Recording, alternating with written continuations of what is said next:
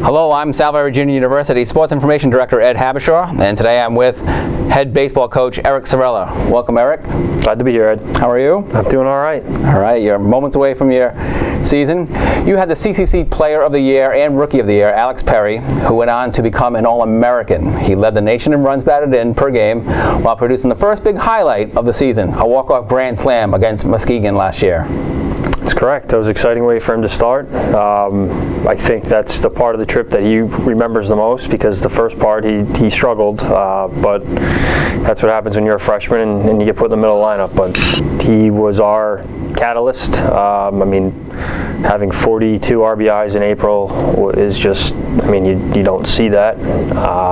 So that was nice for Alex to do, and hopefully he doesn't try and live up to expectations. I mean, that's going to be the hardest thing for him this year, is just to take the numbers out and just play and try and improve his game altogether and be a more well-rounded player. And I think at the end, you know, the numbers will show that he's a good player. You closed the regular season with 10-game win streak, earning the 6th seed in the CCC postseason. Then you promptly placed the top seed Endicott in the losers bracket behind a masterful pitching performance from senior Kyle Phelan. Yeah, Kyle's going to be a tough one to replace. You know, he was awesome. I can't say enough about Kyle as a person, and clearly as a pitcher. He had a huge senior year for us. He was our go-to guy. That game was just one that I don't think anybody who was there will ever forget, because of where we've come in the last couple of years, and Endicott being, you know, such a regional powerhouse. It was nice to, you know, we had beaten them in the season, the previous season, but to beat them in the playoffs with their #1 and our #1, that just speaks volume about how far the program's come in a couple of years. While tasting 2 bitter defeats in later rounds, you got to end your season on a winning note with your program's first outright ECAC New England Division III Championship, hosting the 2-day event on Reynolds Field. Yeah, it was a great way to go out for the seniors. I think, you know, all the graduates last year, with all the hard work they put in and all the perseverance, tough times, you know, they deserve to go out as winners. And, you know, the ECAC men's baseball tournament is a very competitive event. I mean, there were good teams involved in that tournament, and Framingham State, you know, has one of the top pitchers in the region. Their senior lineup last year was very, very explosive. But we got a couple of good pitching outings, and we got some timely hitting, and then we got you know, a 5-run, I think it was a 5-run 9th inning to come back and win that championship game, which was nice to see the guys do. Looking ahead to 2016, you named a pair of seniors and 4-year players as captains, outfielder Ryan Kelly and lefty specialist Mike Sherman. Yeah, Ryan, you know, this is his 2nd year being a captain. Ryan, he's Mr. Everything for us. I mean, he does stuff that I don't think normal captains even do. You know, behind the scenes, he's in charge of our inventory, and, you know, we talk about practice every day. I mean, he's a kid that's in the office every single day, trying to figure out not only how he can get better, but how the team can get better, and guys who he can work with and stuff like that. So I mean, he's almost an extension of the coaching staff. And Michael, you know, if you saw him as a freshman and you saw where he is now, I mean, he's just put himself in such a great position physically. He's bought into everything that we've done, and you can really see it in some kids' eyes about how much they care. His role might not be as great as some other players, but it's a very important role, and he cares about winning and losing. And, you know, those guys are examples of what I want all of our players to be like on and off the field. Practicing primarily indoors during February and early March, describe how you utilize the space in Rogers Recreation Center. Oh, the stuff that's going to get me in trouble with facilities or not? Well, a lot of our practices are at night, so there's not many people watching them, luckily. But, you know, we just try and keep everybody active and set up as many, you know, game-like stations as possible. We are able to, you know, get a lot of swings and bunt a lot, and you know, you just try and make everything as game-like as possible. It's not a perfect system. It's not ideal, but we are at a point, you know, in baseball and in sports and in life, you can only worry about things that you can control, and we can't control our facilities, or we can't control being inside at times. So we just have to put on our happy face and our hard hat and get our work boots and kind of bring that blue collar mentality to trying to get better and trying to get to where we should be at some point this season.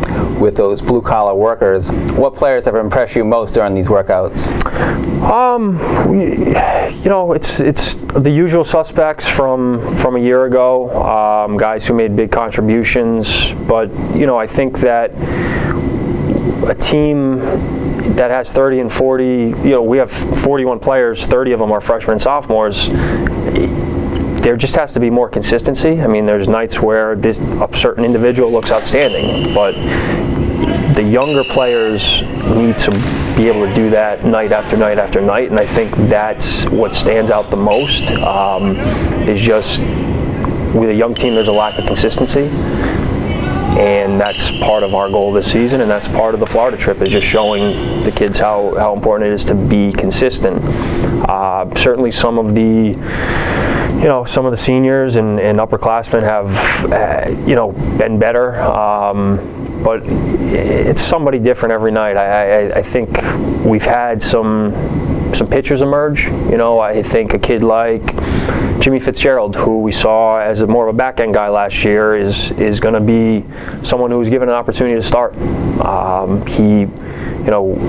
That's why he was recruited, and we discussed some things after the fall, and now we're trying to stretch him out, and he has some good stuff. So he's one of the guys that might be in a new role.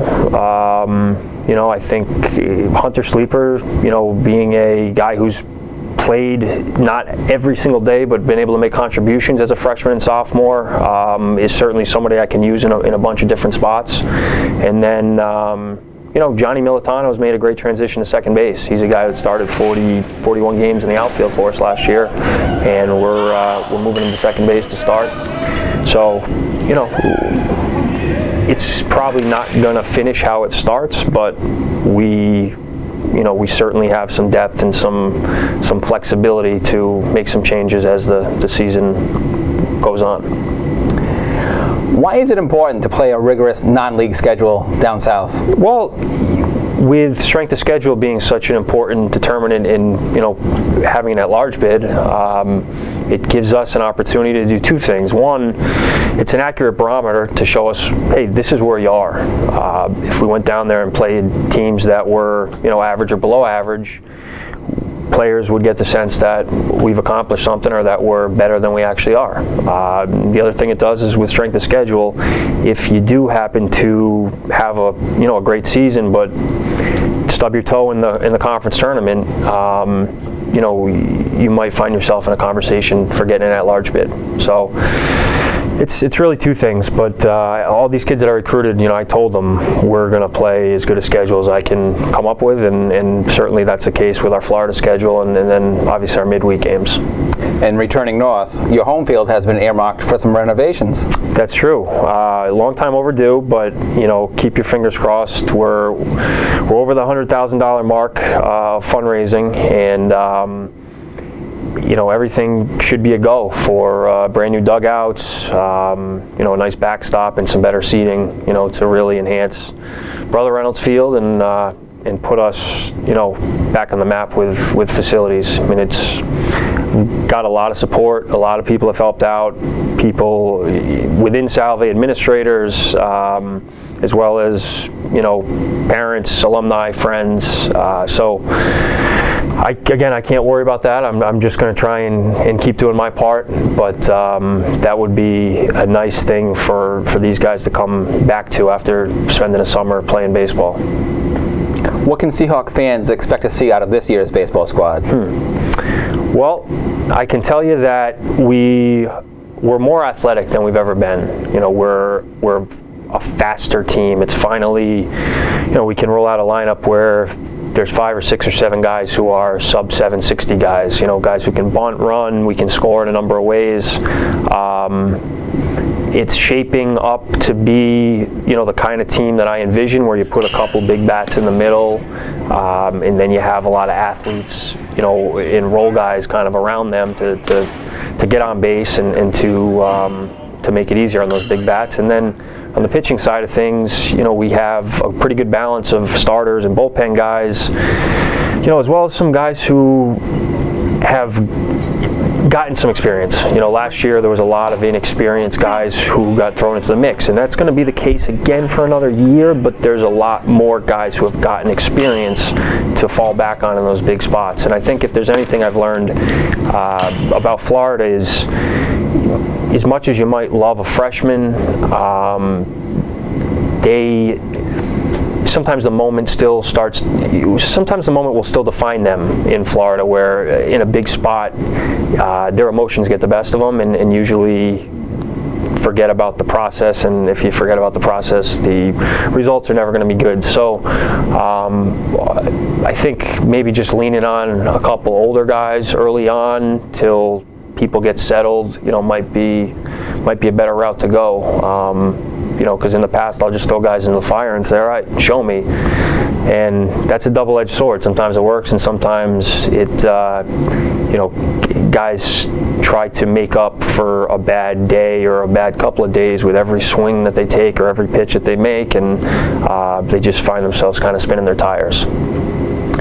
Eric, talk about your coaching staff and the makeup there, and how they contribute to the success of the team. Okay. Obviously, my dad is someone I can lean on for, you know, advice, and he's been doing this for a long time, and he's does a really good job of having relationships with these guys, and they're a lot of times more likely to tell him something. So I'll find out from him, like, hey, this guy's kind of banged up, or this guy, you know, which is nice because I think we complement each other pretty well. I think Brian Hughes has done a tremendous job with the pitching. You know, these guys are doing all the things that pitchers at elite Division I programs or in professional baseball are doing. And then Coach H-Bot helps him out, which, you know, having those three guys who have been around for the last 3-4 years is huge, because I don't have to worry about them. I can worry about what I have to worry about, and I trust them to get guys where they have to be. We do a good job communicating, and, you know, at the end of the day, that's a loyal group of people, and that's what you need in this industry, because it's going to be a rocky road. We're going to hit some spots where we're not playing very good baseball, and where it's easy for players to question why we're doing this or why this is happening. But those guys are loyal. They're loyal to me. They're loyal to the program, and I think that at the end of the day, they're not in it for themselves.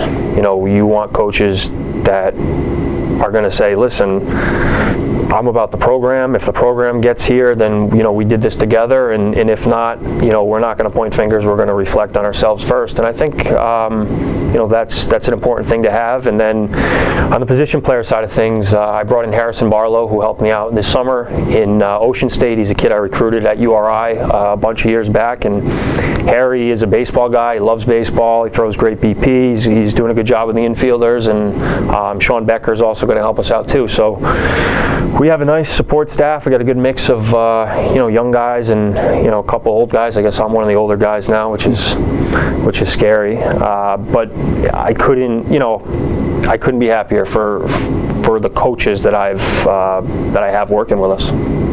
And you are picked by your fellow league coaches to finish second. I'm certain you have higher aspirations. Yeah, I mean, obviously you want to finish first. I mean, that's why we do this. The league continues to get better. You know, just to explain how much the preseason poll means, the team that was picked to finish 9th last year won the conference. So seriously, when you get to the weekends, you throw the record books out, because anybody can beat anybody. And it's really going to be about getting into the playoffs, being one of those 6 teams, and then, you know, hoping that you've hit your stride. I think if there's anything that being a young coach has taught me, is that it's never going to be perfect. It's never how you think it's going to be in your head. But keep poise, and just buy into the process of continually working to get guys better and where they need to be for the end. And you kind of saw that take shape last year, where there were some bright spots early on. There were some big wins. There were some games where you're like, wow, this team is really talented. They're really young. And then you get banged up with some injuries. You go through a losing streak. You're throwing some guys in the mix. It's not perfect, but then guys get healthy, you get hot, you make a run, you beat the #1 team, you put yourself in a position where you could have won the conference championship. So it's really just stay even keel, and believe that what you're working on and what you're preaching and what you're practicing, eventually that's going to take shape. It takes a while. Sometimes it takes till April for guys, for freshmen to say, wow, I feel what you mean. They can hear it a million times, but if they don't feel it, it doesn't make a difference. So it just, I use the word process, and I'm sure the players joke about it, but it really just is a process where you just have to keep grinding it out. And let's go Seahawks. Hopefully you stay healthy. You can have the best team in the world. If you don't stay healthy, it doesn't matter. But if you can be playing your best baseball by the middle of April going into May, then I think we have as much of a shot as anybody. Thank you. That's head coach Eric Cirella. Join us for Seahawk baseball action throughout 2016, home at Reynolds Field and online at salveathletics.com.